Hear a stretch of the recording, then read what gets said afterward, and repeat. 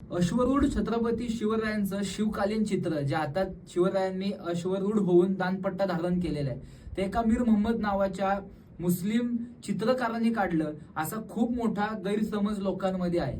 तर तो गैरसमज काय आहे ते मी आज तुम्हाला सांगतो.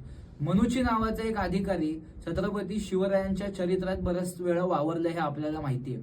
पण हा मनुची काय म्हणतोय की छत्रपती श्री शिवरायांची जागतिक कीर्ती पसरलेली असताना या मीर मोहम्मद नावाच्या एका औरंगजेबाच्या सरदाराला लाच देऊन ते चित्र मी तयार करून घेतलेले. ते चित्र मीर मोहम्मद यांनी काढलेलं नाही, ते निकोले मनुचीनी काढलेलं चित्र आहे आणि ते चित्र जागतिक दर्जावरती प्रसिद्ध झालं असं आपल्याला इतिहास सांगतो. आणि हाच मनुची आपल्याला अजून याचा इतिहास तपासता असं समजतं ज्यावेळेस नेतोजी पालकर हे मोहम्मद कुली खान झाले होते तर ते मुसलमानी वेशात परत शिवाजी महाराजांकडे चालले होते. त्यावेळेस तो त्यांना विचारतो तुम्ही कुठे चालले आहात.